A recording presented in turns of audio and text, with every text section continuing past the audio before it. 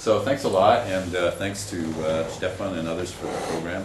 Really appreciate the opportunity. So I'm going to talk about some work that we've been doing to address the following question, which is to what extent can very simple extensions of the Standard Model address some problems in cosmology, and in particular the origin of matter, dark matter and visible matter.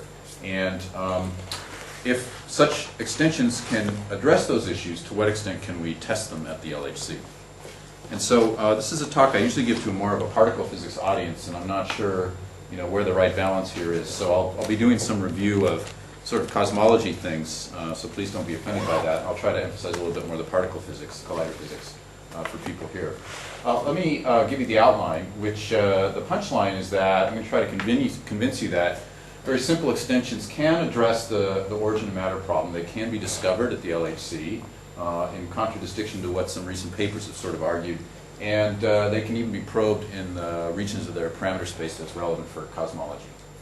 So I'll start with some intro and motivation. I'll do a sort of quick review of baryogenesis and the electroweak phase transition. I don't really need to do that for this group here, but I'll do it anyway just to set notation. And then I'm going to discuss three models and their LHC phenomenology. And the models involve adding 1, 2, or 3 degrees of freedom to the Standard Model, scalar degrees of freedom. Adding a real singlet, a complex singlet, and a real triplet. And what I'll not be able to do is to tell you in detail who all my collaborators were on each of these projects. So here's a list of some of the people here. It's a rather large cast of characters. And I'll just focus on physics. So let me start with some intro and motivation. So the two puzzles that I want to address are the nature of dark matter and its interactions and the origin of the baryon asymmetry. And the first thing that one is going to look to is experiment to find some hints as to what the solutions to these puzzles are. For dark matter, it's obviously direct and indirect detection experiments that will teach us something. We thought maybe Pamela and Attic were teaching us something already, but I suspect that that's just astrophysics at work. And then, of course, at the Large Hadron Collider, or even the Tevatron, the classic thing one looks for dark matter are events with missing energy associated with the dark matter particle. For the baryon asymmetry, obviously we need some CP violation beyond the Standard Model, and searching for electric dipole moments is the way to find that CP violation. That's not what I'll talk about in this talk. The other is the electroweak phase transition, and there it's really critical what we'll learn from the Large Hadron Collider. So hopefully the LHC experiments will give us some important insights as to what is maybe going on during the electroweak transition era. So for theory, there are additional problems that you would like to solve in addition to solving these problems in cosmology. Theoretical problems, like the gauge hierarchy problem. There's these days a little bit of a tension between electroweak precision observables, which like a rather heavier, lighter Higgs than is allowed by the LEP lower bound on the Higgs mass. And there's even something called the little hierarchy problem that's related to this, which I won't go into. And of course, we'd like to understand the origin of the very small neutrino masses. I sort of classify the two ways of approaching these set of experimental and theoretical issues in terms of models. They're sort of the non-minimal solutions, of which supersymmetry is sort of the classic example. And as you know, the minimal, non-minimal model has 105 new parameters. And let's see how well one does in terms of some of these problems. So here's a little scorecard for supersymmetry.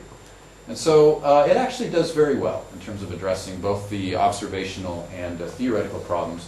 The only one that's hard to accommodate typically within the MSSM is the origin of neutrino mass, but you can even explain neutrino mass if you give up sort of conventional neutralino dark matter by introducing R parity violations. So supersymmetry has been attractive to people because of this scorecard, it seems to me. On the other hand, supersymmetry has a lot of complications. The mu problem in supersymmetry, there's really no, I think, convincing solution to the mu problem. The absence of CP and flavor violation in the MSSM is a problem. You would expect lots of CP and flavor violation associated with the interactions parameterized by these 105 parameters. And then what's the origin of those parameters is something that's an industry that keeps people busy in SUSY model building all the time. For the problems that I'm addressing, their supersymmetry, the MSSM I should say, is quite strongly constrained. You want the supersymmetric mass scale to be below the TeV scale, not just because of the hierarchy problem, but also so that things aren't so Boltzmann suppressed. that you can have effects at the Electroweak scale. The nature of the neutralino dark matter has to be very specially chosen to get the right relic abundance. The right-handed superpartner of the top quark, or the superpartner of the right-handed top quark, the stop, has to be rather light. The Higgs has to be rather light. To get large CP asymmetries during the Electroweak phase transition, there has to be a close tuning of the gaugino masses with the mu parameter mass. And what we've recently learned is even then, to evade the electric dipole moment constraints, the CP violating phases in the gauge and Higgs sector of the MSSM can't be universal as people have typically assumed. And that's another talk that I won't be able to explain in this talk, but I can tell people maybe offline why this has to be the case. So the moral of the story is, even though it's in principle going to solve all of these problems, supersymmetry is not, maybe minimal supersymmetry is maybe not as attractive these days if you think about all of these tight constraints and these problems. So the other sort of direction to go in is to... Sure. So you say why into CP violation? So I'm sorry? So this CP violation comment at the bottom there. Yeah. I mean on the left. So why little flavor and CP violation? Why, yeah. So you're saying the CP violation is somehow unnaturally small for right. to do if you would do... Right, if you would just write down an effective theory, you know, with yeah. order 1 parameters, you would expect large electric dipole moments. Just like you would expect large flavor changing neutral currents. And that's so in the... So you say, so if you would take sort of random values of these parameters, you would expect generically to have large CP violation. Right. So in the standard model, CP violation is very small. It's not that CP violation is small. The phase is not small, but it's suppressed by Yukawa couplings of quarks and the Yarlskog invariant. Right. So you don't have that in the MSSM. So in the standard model, you wouldn't consider CP violation there to be unnaturally small. See what I mean? No. No. You know, the CP violating phase is like 35 degrees or something like right. that, and so sine of delta is not suppressed. It's not 10 to the minus 2. It's just that it comes with this product of things that suppress its effects because it's associated with quark mixing. Whereas in supersymmetry, there are no suppression mechanisms like that.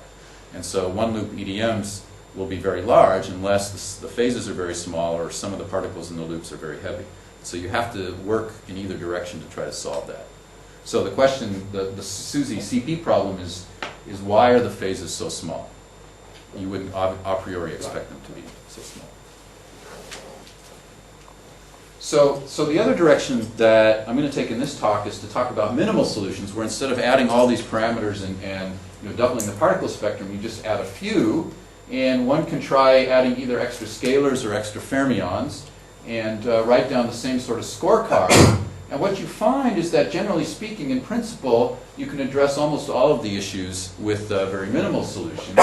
The only one that you can't really address in a nice way is the gauge hierarchy problem. So the philosophy I'm going to take in this talk is that the gauge hierarchy problem and unification are sort of theoretical problems. They're not observational problems. We don't have observations of, you know, unification. And so maybe we should sort of work from the bottom up, which is take the very minimal number of degrees of freedom you need to solve the observational problem, see what sort of patterns emerge from the nature of the interactions that you have to include to solve those problems, and then think about what later on, what larger framework, what UV completion they're embedded in that will address the theoretical problems like hierarchy problem and unification. Okay. So it's not that I believe that these minimal solution extensions are really the full theory. It's just that this is sort of a bootstrapping way of getting to seeing what one needs to solve at least the observational issues. So that's going to be the philosophy of this talk, and I'm going to ask then to what extent these minimal solutions models rather can solve the origin of matter problem and how one can probe them at the LHC.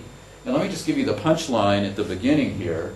So I'll classify these simple extensions in terms of those with gauge interactions and those without. The simplest, as I said, is to add one new degree of freedom. I'm going to concentrate on scalars. I call that the XSM. And what I'm going to show you is that you can either get a viable dark matter candidate, or you can get a strong first order phase transition and relieve this tension between electric precision data and the Higgs mass, but you can't do both. The observational ways of probing, or the phenomenological ways of probing this scenario in terms of the phase transition physics at the collider is to look for the effects in production strengths and decays, so mixing of the singlet with the standard model Higgs, and changes in branching ratios. And clearly for dark matter, it's going to be some combination of missing energy events and spin-independent direct detection experiments that will teach us about that. So can I ask Yes. a question? Sure. So inflation is then in the UV completion somewhere. Yeah. Yeah, I'm not going to try to. I'm not. This scalar field will not be. No. You know. So for the moment, that's Yeah. not. Yeah. I'm really TeV scale physics and below. So along those lines, the next simplest thing one can do is add a complex scalar. And there, what's sort of nice is that you can get both dark matter and a strong first order phase transition. And there's a nice way to look for this at the LHC, which I'll tell you about sort of toward the end of the talk. When you go to new gauge interactions, you could make a complex gauged U1. What we did is we looked at something that was a little different, which is adding 3 new degrees of freedom using a real triplet. So it's the smallest addition or minimal addition of the standard model that has SU2 gauge interactions. And there's a possibility of getting a strengthening of the phase transition or a dark matter candidate, but not both. And there's some very distinctive ways of looking for this at the LHC, which hopefully I'll have a few minutes sort of toward the end to tell you about. So that's where we're going. And my focus, as I said, is going to be on the key parameters in these interactions for cosmology and what the LHC can do to probe them. So let me remind everyone what we all know here about baryogenesis, what the ingredients are, the Sakharov criteria, and the way they, of course, get implemented is through sphalerons. What drives the sphalerons are CP violating asymmetries, and then to prevent washout, one needs a departure from equilibrium. And as we all know, the standard model has sphalerons in abundance, so we don't have to worry about that. The problems have to do with the last two. And the way to look for these CP violating effects, again, is EDMs, so I won't be talking about that in this talk. I'm going to be concentrating on this last part here, which is the phase transition, and what it is in terms of LHC searches for new scalars that one can possibly learn about the phase transition. So let me, because I want to just set terminology and groundwork for the future discussion, go back to the sort of simple picture of how a phase transition works for baryogenesis. So here's the cartoon of first versus second order phase transition, so the energy versus the Higgs BeV, and it's this picture we want to be in. The point is that as one increases in the standard model the mass of the Higgs, one moves from this first order to this second order situation. And that is easy to understand in terms of the high temperature expansion of the effective potential, which, again, I think everyone here knows, so I won't elaborate on that. The key point, of course, is really the relative strength of this cubic term to the quartic interaction that tells you whether the phase transition is strongly first order. So what we need is phi at the critical temperature over Tc to be greater than roughly 1, and one can rewrite that in terms of this cubic coefficient and the ratio of the Higgs BeV squared to the Higgs mass squared. Now we know what E is in perturbation theory, and so you get an upper bound on what the Higgs mass can be because the weak scale is 246 GeV. So my understanding of the non-perturbative calculations, but people can correct me if I'm wrong, is that it's sort of around 70 GeV where one gets this sort of upper bound on the mass of the Higgs to satisfy this criteria. You have to do, you can't use perturbation theory when you have a heavy Higgs because the quartic coupling is order 1, and so perturbation theory is not reliable. If you would do a perturbative calculation, this is around 40 to 45. So it's a little more relaxed, I think, from these non-perturbative calculations. But either way, the standard model fails because, you know, the Higgs has to be heavier than 114 GeV, and even if you go to supersymmetry, it's sort of heavier than 90 GeV under some scenarios. And so we have to have some new physics to get this strong first order phase transition. So the way one does this in supersymmetry is to look for the effects of scalars through loops, and the ones that do this most effectively are the stops, because they couple strongly to the Higgs, and because there are lots of them, 3 for flavor, and then it's a complex scalar. And so you get, in principle, if the stops in the loop are light enough, you can get about a factor 10 enhancement of this E coefficient over what the perturbative calculation is in the standard model. And so that allows you to push the Higgs mass bound up to around 120 GeV. Hermano's calculation has done this much more sophisticated than this argument with two-loop sort of effective theory, and it's around 125 GeV, if I remember correctly, in this light stop sort of scenario. So this works. I personally don't find it so appealing because it requires a very special choice of one of the soft mass parameters in supersymmetry. And the reason is the following. What actually comes into that cubic term in the effective potential is the cubic power of the temperature-dependent mass associated with various scalars. In this case, it would be the stops. And that mass squared in general gets three contributions. A zero temperature contribution, this is the soft mass parameter, Higgs Vev-dependent contribution, and then a Debye contribution, or a thermal mass. And so what people do in supersymmetry, in order to turn this into phi cubed, is choose the soft mass parameter squared to be negative and roughly 100 GeV squared in magnitude to cancel off this Debye mass. And so that's what exposes a phi cubed dependence. So it's not a very generic choice in supersymmetry. It works, but why should nature have picked this for one of those 105 parameters? This very special choice. It might be right, but maybe we should think about some other possibilities for addressing this relative strength of cubic and quartic interactions. So what I'm going to look at is a different possibility, which is new tree-level interactions that couple the standard model Higgs to other scalars. In this case, S represents the singlet, and the sort of phenomenological implications of those interactions are going to show up in two ways. They're going to cause the standard model Higgs to mix with what the other scalar is, and that will change some of the phenomenology. And in principle, it can also change the way the standard model Higgs decays, and that will also change the phenomenology. Both of these can affect this relative ratio of E over lambda, as I'll show you in some detail. Okay, but it's really, this is the basic idea right here in this slide. So let me start to illustrate that with the simplest extension, which is the one that adds one real scalar. And so the goal in doing this study was not that I believe nature has just one light additional scalar, but that it's the simplest thing you can do, and I think allows us to identify the generic features of more complicated models that have new tree-level interactions that would give us a strong phase transition, and or, as I'll show you, a dark matter candidate. And also to understand how the low-energy phenomenology can be used to probe these kinds of extensions. What it won't do is give you new CP violation, because you're just adding one real scalar. So I'm going to assume that in whatever this UV extension is, there's going to be some other sector that addresses the CP violation problem. So here's the model. It's very simple. It has the standard model Higgs potential. There will be a potential associated with just the scalars. The part that I want to focus on is the interactions between the standard model Higgs and the real singlet. And there are, if you restrict yourself to renormalizable operators, there are only two gauge invariant operators you can write down: a cubic term, h dagger hs, and a quartic term, h dagger hs squared.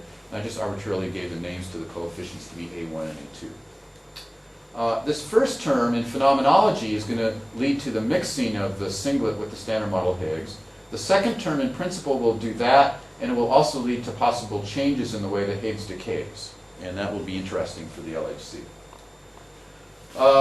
When you're working with the model, of course, you don't always just work with the parameters and the potential. Typically, you trade the parameters off for the vacuum expectation values of the scalars.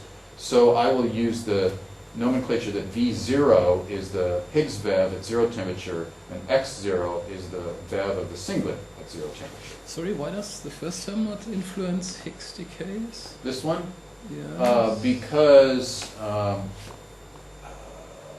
do I want to say that? When the Higgs gets a Vev, this is only a coupling of two fields.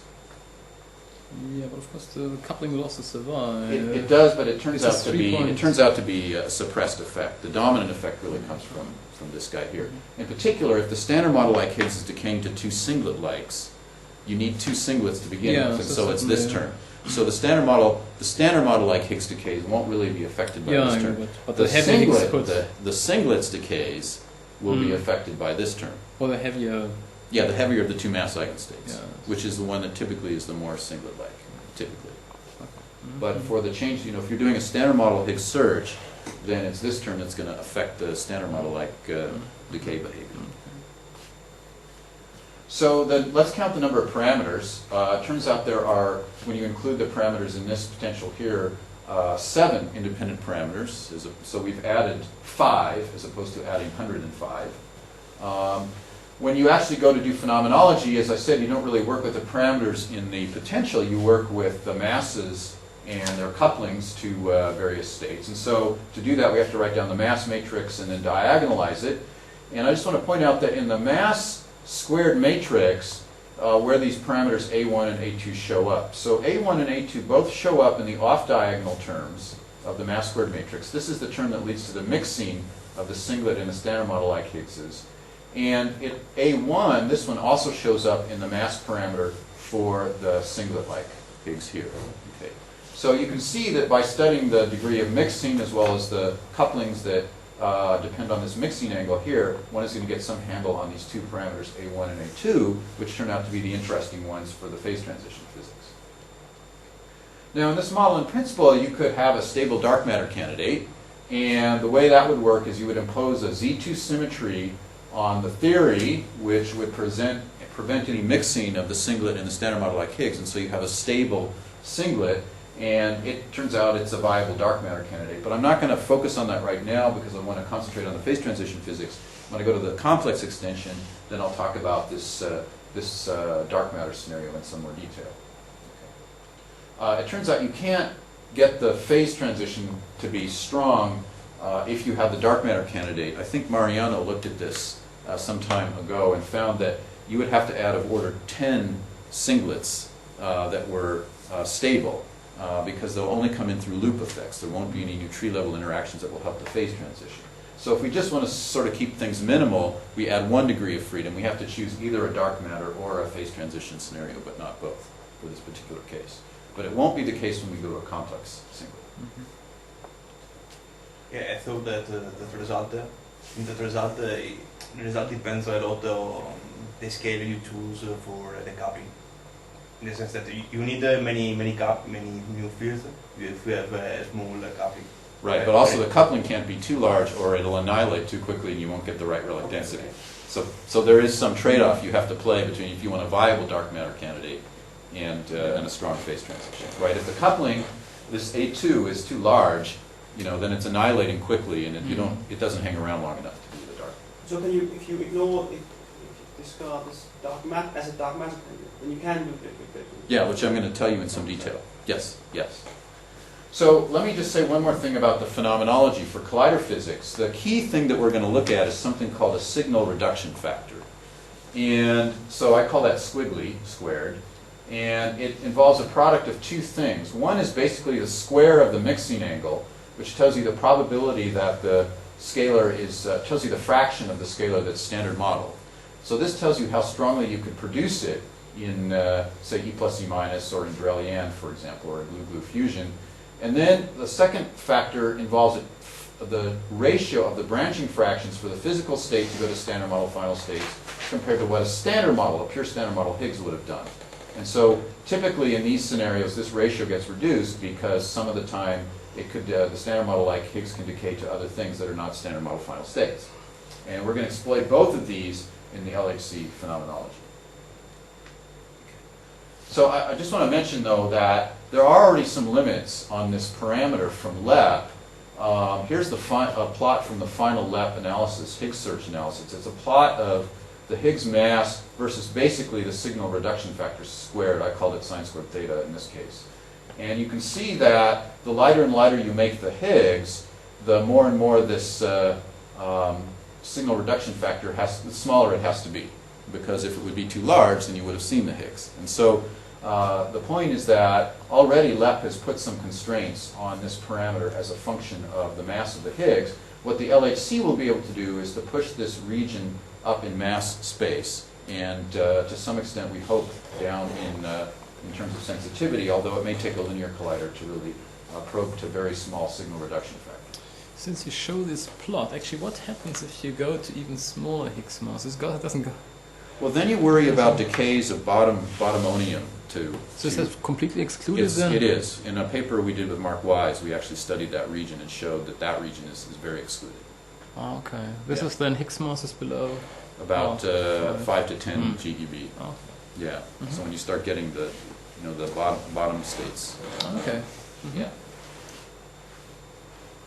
So let me now try to make the connection to the finite temperature physics and go back to this cartoon of the potential, the problem in this scenario now is we have a slightly more complicated system to analyze where we have two fields that can get VEVs, the standard model neutral Higgs and the singlet.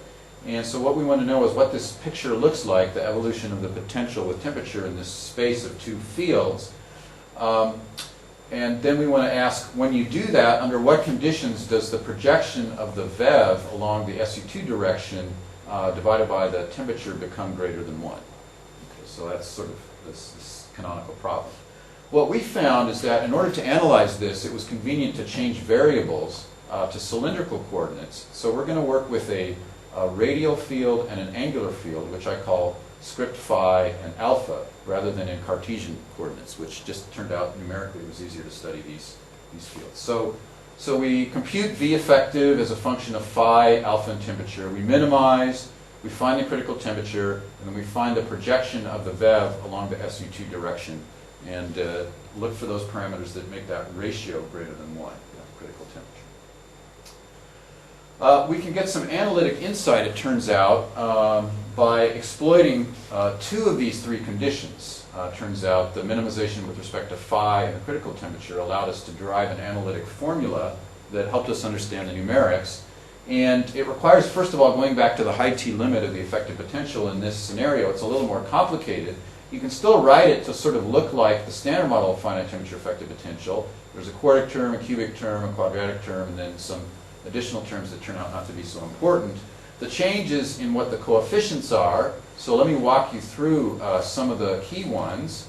The first one is script E, which basically goes like the standard model cubic coefficient, E, capital E, times the cosine to the fourth of alpha, which tells you basically how much of this field is standard model-like.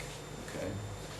Then another key parameter is little e, which doesn't show up in the standard model. And little e is basically the A1 term in the potential times some function of alpha.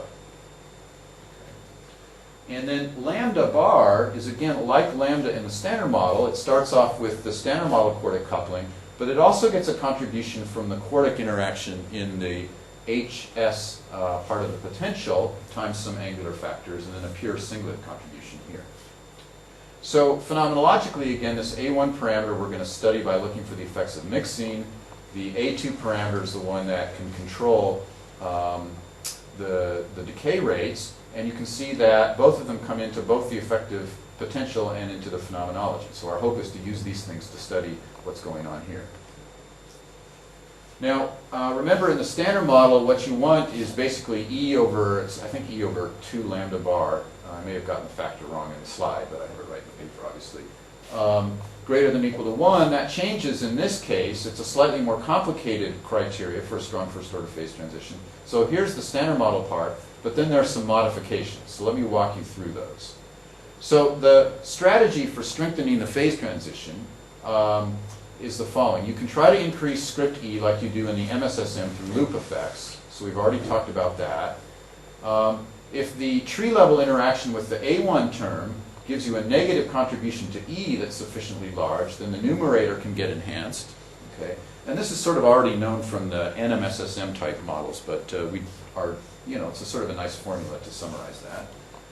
The other possibility is that you can reduce the denominator by reducing the effect of the quartic coupling due to the A2 term. The A2 term can be negative, and if it's not too large, the potential is still bounded, and so you can actually strengthen the phase transition purely through new quartic interactions. You can't really do that in the MSSM because the quartic interactions in the MSSM are always positive, and so it doesn't work. People haven't seen this typically in supersymmetry, but if you have enough terms in the superpotential, you can get some sort of negative-like quartic interactions that will work like this A2 term here.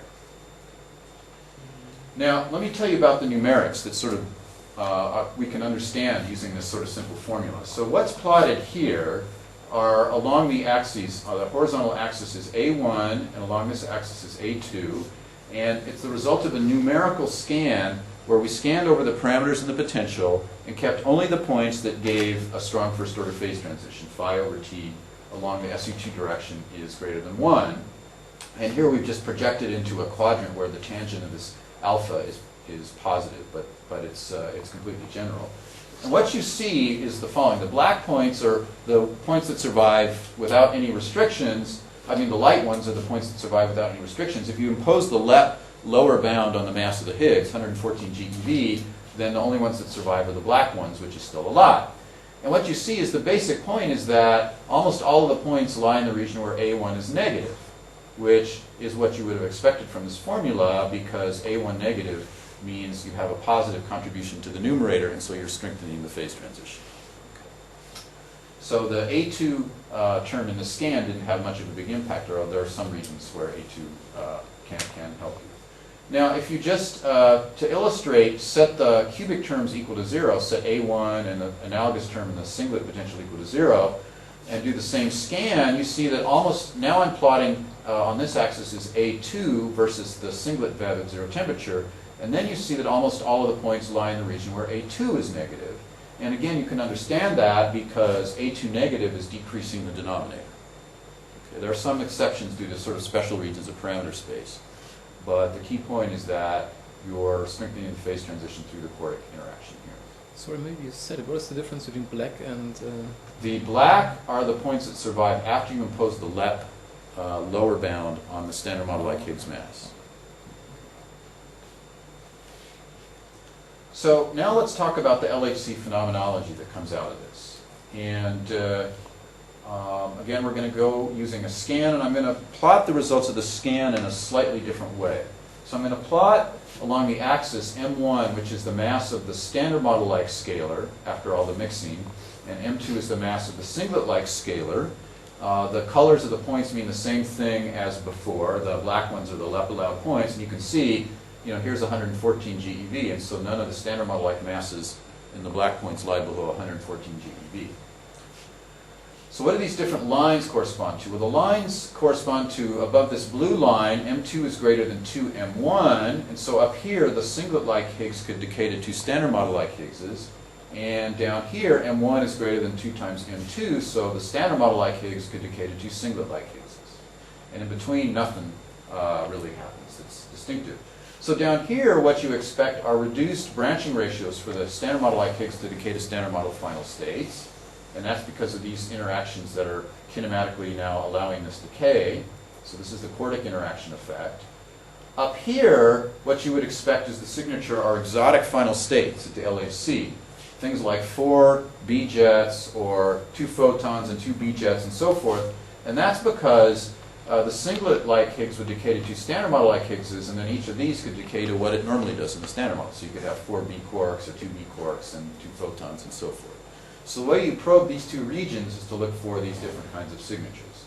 Over here, we're going to have to just rely on the signal reduction factor, where the effect is just due to the mixing and therefore the reduction of the production strength compared to the standard model. Now, one of the other things that we did in this analysis was to ask about the constraints from electroweak precision observables.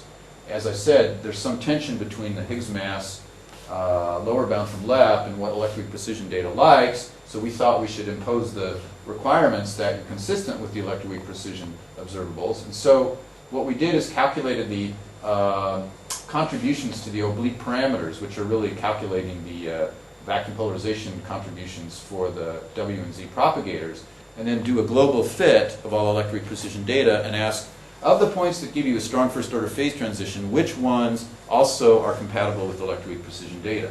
So the picture changes actually rather dramatically. You lose a lot. And in particular, you lose the points where the standard model-like Higgs is quite heavy, which is what you expect because the electroweak precision data is telling you it likes a light standard model-like scalar.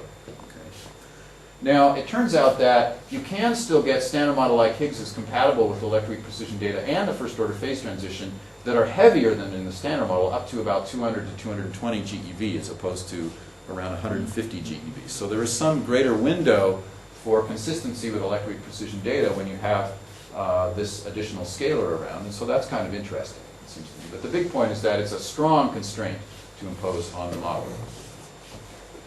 So now let's talk about the signatures at the LHC, the signal reduction. Sorry? Yes. So does it then mean to be consistent with the electroweak precision observer? Is it 1, 2, 3 signals? It's 95% confidence. Mm-hmm. which is sort of the standard, sort of what, you know, PDG sort of, in fact, we use the same code as PDG to do the analysis. So it's a real opening of a window compared to the standard model, you know, 70 or so GeV for the standard model like Higgs. So that's sort of interesting. So now I want to talk about, in particular, the case when you live in this region and you have new decays possible. You don't see it in this scan just because of the resolution of the scan. So to probe this region where you have changes in the branching ratio, we redid the scan by turning off the cubic terms and the potential. And so you see that in that case, the points that survive, the black points, are all in the region where the standard model like Higgs decays can decay to two singlets. And so we ask, for these points, what was the change in the branching ratio due to the presence of this extra singlet? So that's plotted here. On this axis is the mass of the standard model like Higgs, and on this axis is the ratio for that scalar to decay to two singlet-like scalars divided by the ratio for the rate to decay to all standard model final states. And you can see that the black points, which are the ones that are both electroweak precision compatible and Higgs mass bound compatible, all lie in the region of that ratio being order 1 or larger. So you expect rather dramatic changes in the branching ratio for the standard model final states if you have a strong first order phase transition due to these quartic interactions. So that's a rather striking signature. So now let's go to our signal reduction factor and see what the implications are for interpreting possible LHC results. So here's a plot that illustrates the 5 sigma discovery potential in this scenario. So what I'm plotting on these axes are the following. On this axis is the signal reduction factor. 1 now refers to the lighter of the two states. 2 refers to the heavier of the two. Here's the mass. This was a scan that was done by going over all the traditional Higgs search channels at the CMS and assuming 30 inverse femtobarns of data. The different points, let's see. Well, let me just interpret what the axes mean. So if you're in the lighter of the two states, the larger squiggly, the more standard model-like you are, and the smaller squiggly squared is, the more singlet-like you are. If you're in the heavier of the two states, again, the larger this quantity is, the more standard model-like it is. The lighter it is, it's either singlet-like due to mixing, or it's more singlet-like because it's decaying to, it's standard model-like, but it's decaying to two singlet Higgses, and that's what's reducing the signal reduction factor. Now the points correspond to the following. The blue points tell you you would have a 5 sigma discovery of the lighter of the two. The pink points, it's sort of hard to read, I guess. These points here and here say a 5 sigma discovery of the heavier of the two states would be possible. And the open circles mean you could discover both states with 5 sigma or greater confidence. And so where do you want to be in this sort of squiggly region for the electroweak phase transition is right in the region where you should be able to discover one or the other of the two Higgses. So the moral of the story is that this scenario would be discoverable at the LHC under the conditions that would also give you a strong first order phase transition. You can even do better and try to probe what the signal reduction factor is with some confidence. You can get down to about 0.5, but I don't think I want to emphasize that point. So just to clarify that, what do you mean by discovery? So you would probably see a Higgs? You would see a Higgs with less than the standard model-like strength, meaning its signal reduction factor would be less than 1, but you would still discover it, so you know it's not a standard model-like Higgs, because you're not producing it, or it's not decaying to standard model final states. So you would look at the decays of the Higgs. Right. You look at the number of events for a given mass and a given luminosity. The standard model expectation is a certain number of events. You would see enough events to say you'd seen something with 5 sigma confidence, but it would be less than the number of events you would expect in the standard model. And so that reduction, either due to the mixing or due to the changes in the decays, is what's the signature of mixing with a singlet, or having a singlet around. So you would not try, I guess you would not try to see something like the singlet, I don't know, cubic coupling or so. Sorry, the Higgs cubic coupling. That's probably more difficult. No, that's a little more difficult. That is more difficult. With 30 inverse femtobarns, the best you're going to do is to probe the signal reduction strength, and that's what this plot really is. You can go to some leptonic final states, and you could determine actually what that squiggly is if it's as low as even 0.5 with some error bar. And of course, as you go up in integrated luminosity, these error bars would shrink. Well, there are probably, I don't know, region parameter space. So could you have a strong phase transition in region parameter space where you would just look at the standard model? Where it would just look like the standard? No, because the either the mixing has to be large due to the A1 term, or there has to be a strong change in the branching ratios due to the A2 term. And so if So you say it's really completely tested. yeah, so it seems to me to be very testable, because standard model like Higgs won't, those parameters won't be large enough to have affected the electroweak phase transition. Okay. So that's sort of nice, it seems to me. And this is sort of general, because anytime you have these kinds of interactions, even in a more complicated theory, these effects on the branching ratios and the mixing are going to be the signatures of the key terms in the potential that are doing the phase transition physics for you. So what I want to do now in the last little bit is to go to the next case, which is a complex singlet. And there, what I'm going to show you is you can get this physics that I just illustrated for you with the same kind of testability and a dark matter candidate. So here's how this works. So you write down the most general or normalizable potential involving H and a complex singlet. It's an explosion, don't be afraid. They're building a tunnel. But this was a very bad one, I must say. This was like, a drum roll for this part of my talk. Yeah, you know, once I gave a talk at Argonne, and I just gave the introduction, and the public address system came on and said, "Everyone go home, there's a snowstorm." This isn't as bad as that. Everyone stayed my talk. You know, it took us 2 hours to get to the restaurant. You know. Anyway, so S here is the complex singlet, and you can see there are lots of terms that you can write down. To analyze this is really a mess, and so it turns out that not all of these terms are necessary to get the physics. So we do some simplifications. And the simplifications are what I was mentioning this morning. We start with we first impose a global U1 and then allow for spontaneous symmetry breaking. And so the result is that you have new states that come out of that spontaneous symmetry breaking. The real part of S, which is something that mixes with the standard model Higgs, and this real part is what acts like the real singlet in the previous part of the talk. And then you have a Goldstone boson, a pseudoscalar, that is stable. It would be hot dark matter, and so we give it a mass by then softly breaking the U1. And then we require that all of the interactions that are left close under renormalization, so you don't induce all of these other operators through loop effects. So when you do that, you wipe out actually a lot of terms here. The one that controls both the relic density and the electroweak phase transition is this quartic interaction here. So it's like our A2 term in the previous part of the talk. For some strange reason, I called it something else here, delta 2. And as I'll show you, it controls both the relic density and the phase transition. These other terms, this one we gave the dark matter a mass. This is a soft U1 breaking term. And this term here we had to include to break a Z2 symmetry so that we have no domain walls after spontaneous breaking of the symmetry. But it's it can be a very small term. So you can ask, is there possibly CP violation in this model? So you would look for that by looking at the mass squared matrix. In this case, we don't want CP violation at low temperatures because CP violation, at least spontaneous CP violation, would lead to off-diagonal terms that would allow mixing among all the states. So you wouldn't have a dark matter candidate. Okay.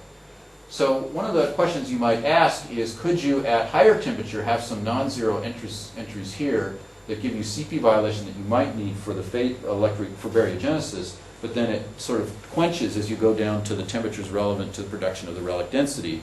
I think that probably is not going to work, but it's something that we're thinking about. So I'm going to concentrate on the no CP violation case just for simplicity for this talk. Now, for the relic density, the relevant diagrams, the annihilation diagrams, are the diagrams shown in this plot here, and they all involve this quartic interaction. Here it is directly where two dark matter candidates annihilate into two real scalars. It shows up in other places where there's pole graphs or you're exchanging a Higgs, and out come scalars or photons or standard model fermions and so forth. So you calculate the relic density that comes from these annihilation cross-sections, and you can do that as a function of the mass of the dark matter candidate and as a function of this delta 2 parameter. So what's plotted here is the relic density as a function of the mass for different choices for delta 2. The WMAP values are in the shaded region here, so it's a very narrow band. What you certainly don't want to be is larger than the relic density that's observed. But you can see that there are lots of ways you can choose the parameters to be at or below the relic density. And the key point is that the larger and larger you make delta 2, the larger you're making the annihilation cross-section, and therefore the better you're doing at getting the relic density right. In other words, the lower values of delta 2 give you the curves that most strongly oversaturate the relic density. But as you go up in delta 2, you start bringing those down, closer to or below the relic density. So what the phase transition wants is large delta 2 with a negative sign. And so if delta 2 is negative and large, you can in principle get both the relic density and the strong first order phase transition through the quartic effect that I was discussing earlier. Okay. So I think this is a sort of nice feature of this scenario, is one parameter is essentially controlling the interactions relevant to both kinds of physics. I won't say anything about the direct detection, but I want to talk about the LHC search. So here's a version of a previous plot that I showed you. It's the signal reduction factor versus the mass. And this plot here on the left is where you would expect a 5 sigma discovery using the traditional CMS Higgs searches inside this red region here with 30 inverse femtobarns. So it's sort of like that plot that I showed you before with the dots. I haven't imposed the Electroweak precision constraints like I did before. And so, you know, the phase transition likes you to sort of be in this middle region, sort of here, where you could generally discover it at the LHC. The new part that's sort of interesting is the plot on the right, which is doing something called an invisible search, which sounds like an oxymoron or a contradiction in terms.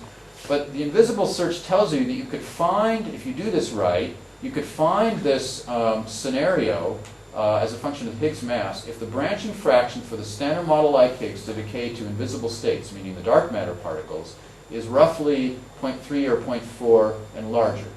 And if you recall, the Electroweak phase transition wants that invisible decay branching fraction to be roughly 0.5 or larger.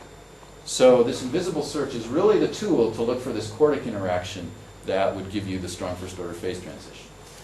So at the LHC, it turns out what this involves doing is looking at something called weak boson fusion. So here comes a proton and here comes a proton, or quarks and a proton. They exchange W's or Z's, which annihilate into a Higgs, and then the Higgs decays invisibly into 2 dark matter particles, which leave the detector without any detection. So that's in the invisible branching fraction. This interaction, as you recall, is the same one that is responsible for a strong first order phase transition. So you might ask, how does the LHC look for something where you don't detect anything? Okay, which is sort of counterintuitive. So the idea is, you can neglect this stuff on the bottom here, is to do this weak boson fusion process. And let me just define some collider terminology here. So here's the beam direction. The rapidity, or pseudo-rapidity, is log of the cotangent of this angle in the plane over 2. And so you're going to be looking at rapidities that are sort of low rapidity, which is sort of perpendicular to the direction here. You look for events with large missing energy and this sort of region of rapidity. And then what you study is what the outgoing jets are doing as a function of the angle away from the reaction plane. So phi is the angle out of plane. And what's plotted here is the differential cross-section is a function of the relative angle of the 2 outgoing jets, the phi angle. The invisible decay signature involves a forward peaking, meaning both the jets like to recoil by coming out above the plane when you have this kind of process going on here, okay, where this is 2 dark matter particles. Whereas the standard model backgrounds typically like to occur in regions where the 2 jets are coming out on sort of opposite sides of the plane. So the standard model backgrounds are the ones that are peaked in the backward direction, and the invisible events are the ones that are peaked in the forward direction. So the invisible search entails looking for these forward weighted distributions of the outgoing jets in weak boson fusion. And Atlas can do that if the branching fraction for this decay is about 0.5 or larger, and find it with 50% or with 5 sigma discovered significance. So this is the way you would look for the phase transition and dark matter region in this particular scenario here, which I think is quite interesting. let me not say anything else about this sort of combined solution. That's sort of the moral of the story. So in the last few minutes, let me talk about the last scenario, which is quite distinctive, which involves adding this real triplet. And it's the smallest representation you can add with SU2 gauge interactions to the scalar sector. Its quantum numbers are singlet under SU3, triplet under SU2, and it's got no hypercharge. And this makes it quite distinctive, as I'll mention. The key element of this representation for us is the neutral component, which will be either the dark matter candidate or, in principle, the one whose VEV would strengthen the phase transition. So the first thing we do is we write down the interaction potential between H and the triplet.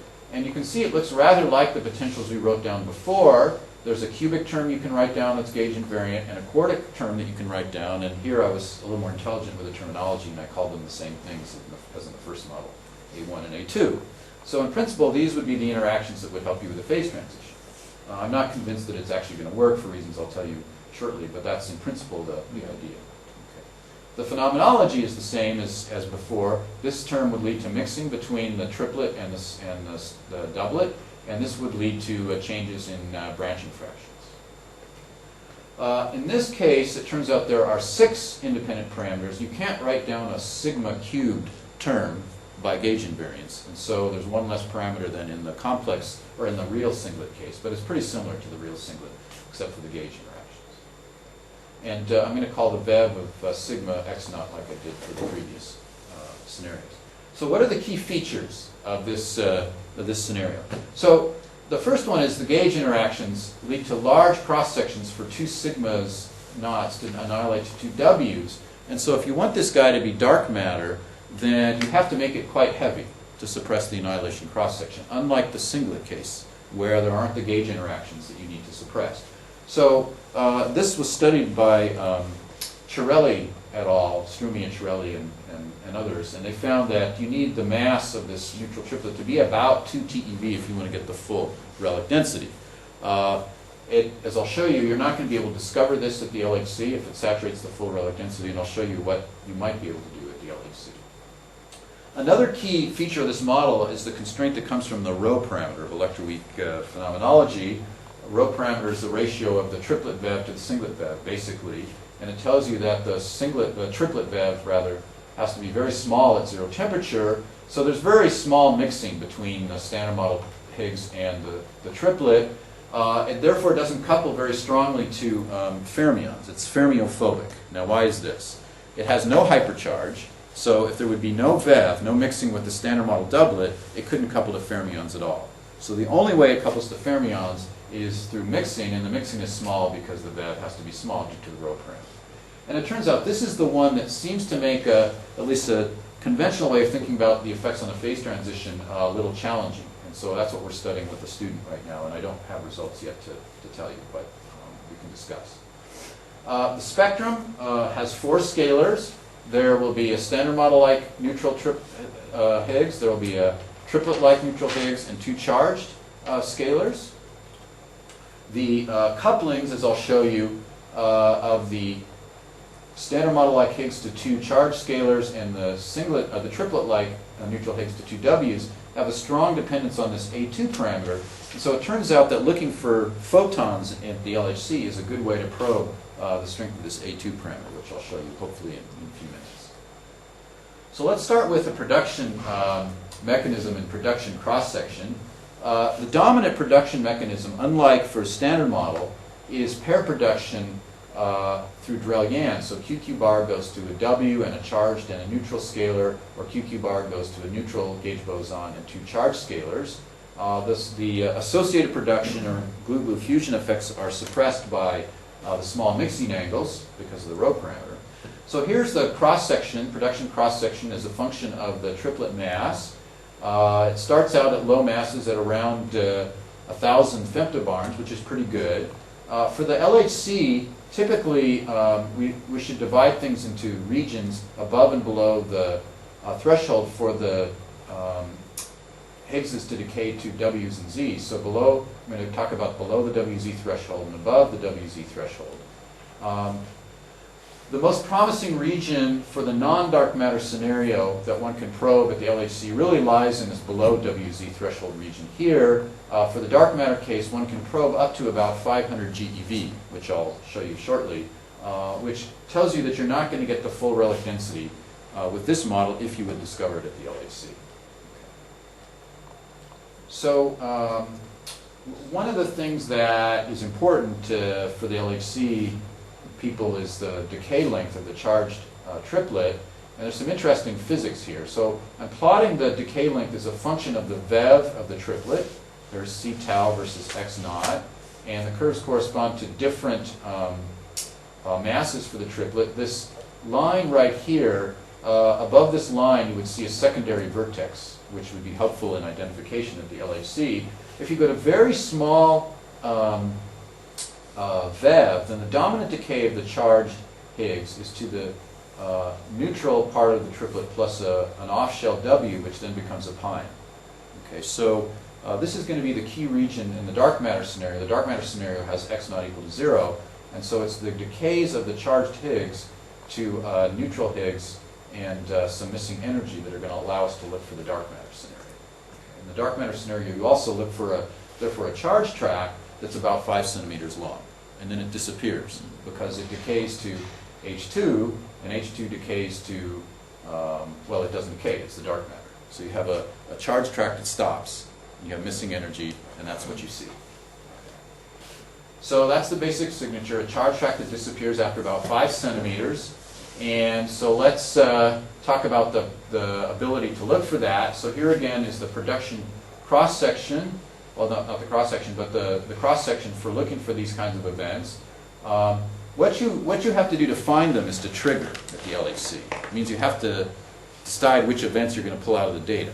And these are small cross-sections compared to standard model, and so you're not going to look for these events without some criteria to find events in the first place. And so what is useful is to trigger on something called initial state radiation, which is some gluon that's coming out of the protons before they actually produce the Higgses, and some missing energy. And when you do that, you see that the standard model cross-section for that is like 2 orders of magnitude larger than the cross-section associated with this particular model, which looks hopeless. But it's not. You can suppress the standard model background with some cuts, and the cuts involve looking for large missing energy, and this 5 centimeter track turns out to be really crucial. You don't see that in the standard model. And so when you do that, you basically wipe out all the standard model events, and you expose these events here associated with this model. So let's ask how far out in mass you could actually sort of see events before the LHC peters out. So for example, if you wanted to see like 30 events, 30 to 50 events at the LHC, after 100 femtobarns, inverse femtobarns of data, so you would draw this green line here, and that tells you the mass would have to be less than about 500 GeV. Okay, so then you can ask what fraction of the relic density would this give you? So I'll take this plot from Chiarelli et al. That plots the relic density as a function of the mass. The curve you want to look at is the red one that has the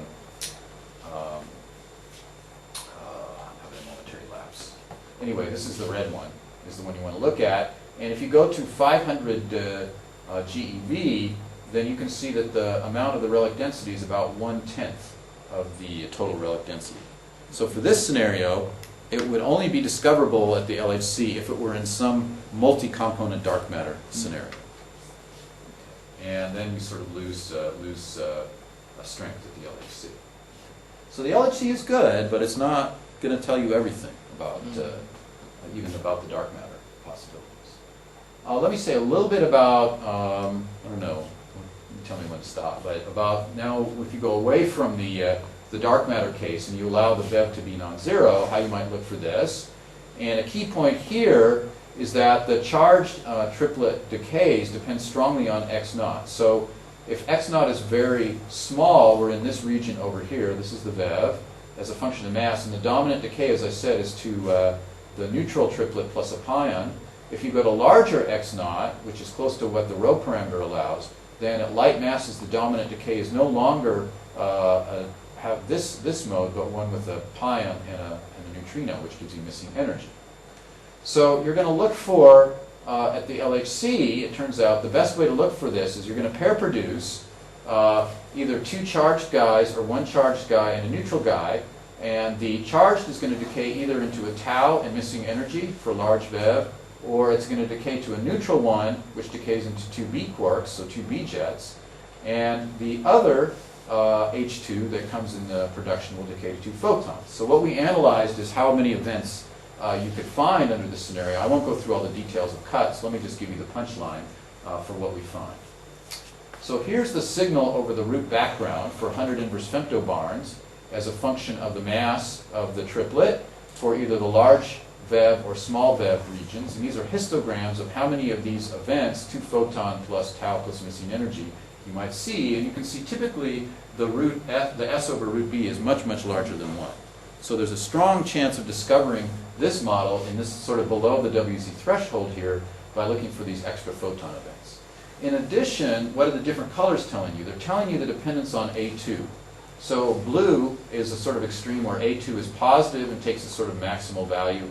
And so you get this sort of pattern here. Red means A2 is 0, and black means A2 is -1. And so depending on the mass and the VEV and A2, you'll determine which of these 2 modes is the dominant mode and what the expected number of counts is. So there's some way of probing this parameter and the potential using these photon events.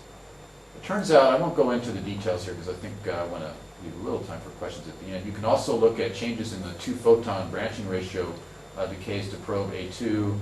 Maybe I'll save that for discussion later and go to my conclusions. So the summary is really what I said at the beginning, is that so far what I think we're learning is that the minimal extensions that really add just a small number of degrees of freedom can go a long way toward helping to explain the origin of matter problem.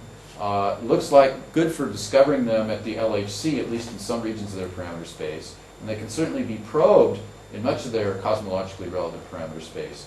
And I'll just leave you with that summary of what the different possible cases are. Good, thanks very much.